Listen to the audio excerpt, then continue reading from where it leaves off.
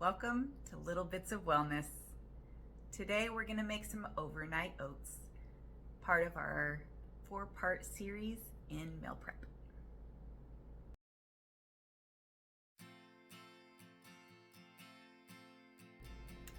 So today we're going to work on some overnight oats.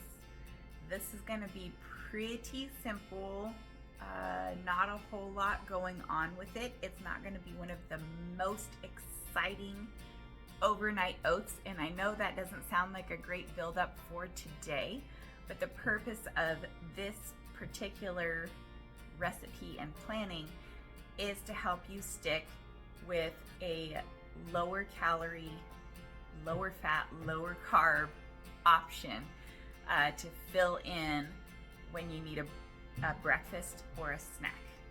This also is really good to pair with, say, a lunch or a dinner item if you just need a carb. So we're going to get out all of our supplies. I like to use mason jars for my overnight oats. You can use any containers that you've got available. This is just what I have and use for this particular item.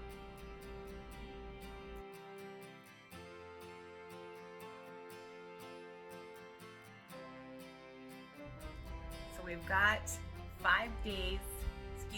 7 days worth of containers out to prep for the week. This is one of those items that I will go ahead and do a whole week's worth because it doesn't really get a clock ticking on it. And you'll see what I mean by that. Since we're adding so little to the oats, they're not going to change texture a whole lot.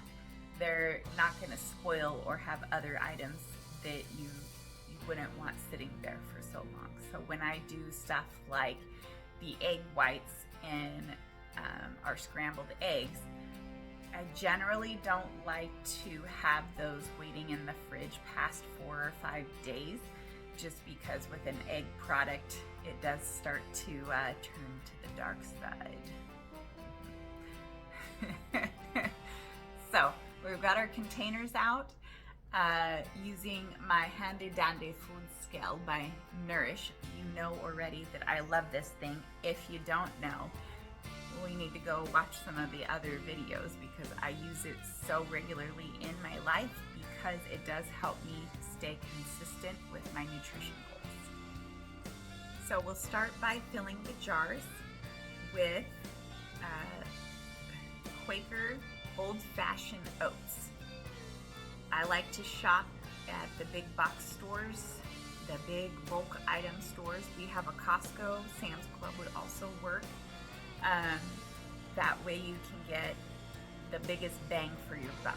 So since I use oats so much in everything that I do and eat on such a regular basis, it makes much more sense for a big busy mom on a tight budget to go ahead and get the big container from Costco or another store like that.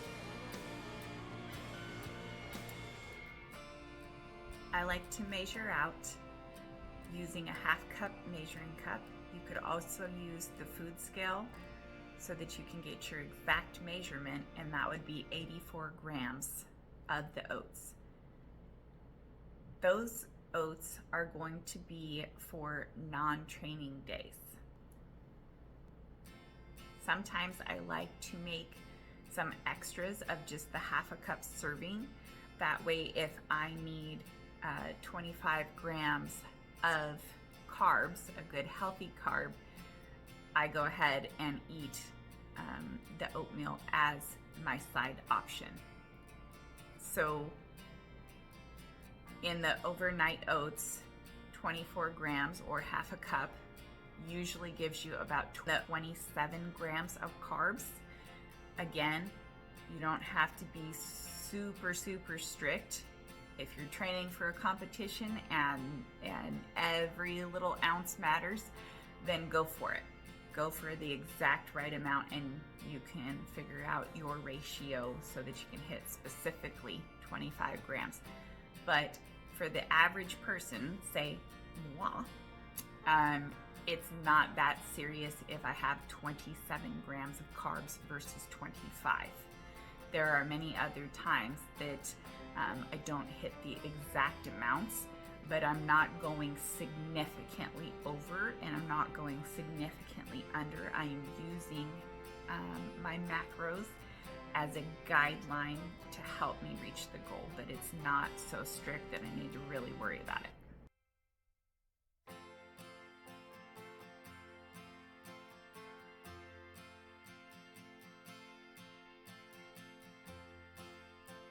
So here in about a month or two, we'll go through and do a video of some much more interesting overnight oats, because we'll be incorporating some healthy fats and some other goodies back into the diet as we go for maintenance. But for right now, since we're going on the downhill climb, losing that weight, counting those macros, doing all the good things to stay on goal, this will really help you get there. If you are finding value in this video, enjoying what you see, hopefully I'm giving you some good ideas, please hit that like button down below. It'll support our channel. Thank you. For training days, I will use a whole cup of the oats in order to get my 50 grams of carbs. So between my egg whites with my chili and then my spinach on there, that gets me my protein, gets me my 2 to 3 cups of vegetables, and then I eat the oats as my carbs. The reason on training days that it's such a high count for the carbs is because I like to train first thing in the morning and I haven't had anything else to eat. So the carbs is a good way for your body to recover, because ultimately we're trying to build muscle. Even if your goal is not to bulk up and all you're really trying to do is lose fat or recomposition, reshape your body, muscle is going to be the best thing that you can do.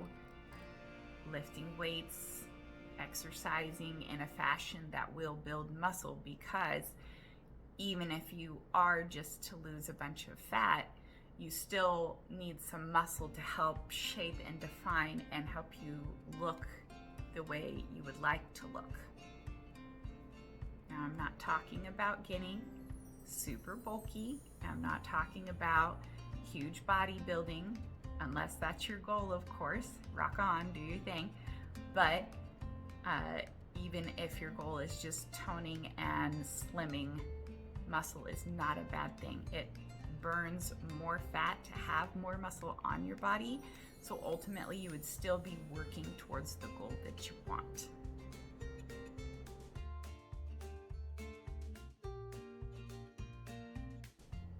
All right, back to the oats here, okay? All right, so we've got our oats measured out in all of our containers, and then I use some stevia sweetener. You could use a different sweetener of your choice, of course. I just normally put a single squirt in there, like depending on how many times you squeeze the bottle, the sweeter it gets. So depending on your tastes, I just like to add a little kiss of sweet in there, because it really helps me with my cravings when I would really love some chocolate or something sweet. It is also part of the reason that I end my meal with my carbs. I like to get my veggies in, and I like to get my protein in, because those are the main components that are going to help me build muscle, get stronger, feel really good. And then the carbs come in, and it's almost like dessert each time, because you've got your oatmeal or your sweet potato or something like that, and it hits that sweet note at the end of your meal, helping you not want to snack on cookies, cake, candy, chocolate, all of those things, right? I also like to add in a little bit of cinnamon. The cinnamon and the sweetener just help add a nice flavor for me. If you wanted to, you could continue with a little bit of vanilla. I wouldn't add more than maybe 1/8 to 1/4 of a teaspoon. Very, very, very small. A drop or two, right? Because it's such a small amount of oats, you don't want to overpower it. Of course, everything's an experiment to your taste and how you prefer. After I add in the sweetener and the cinnamon, I measure out about 1/2 cup of water.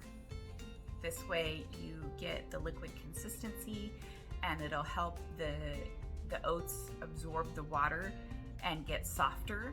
But unlike cooking the oatmeal, it doesn't get squishy or mushy. It stays kind of a firmer texture, and I find that a little nicer, more palatable to eat.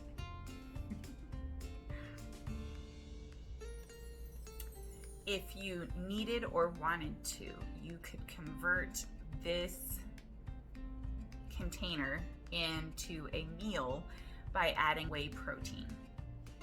That is one other way that I like to incorporate it into my week, into my meal plan. If I need a change up from the eggs and chili, I can have either one of my yogurts, or I can have these oats. Adding in the whey protein, sometimes I'll add in some frozen fruit, not very much because you are already at your carb level, and the fruit adds in carbs. But adding in the whey protein will help make it a meal.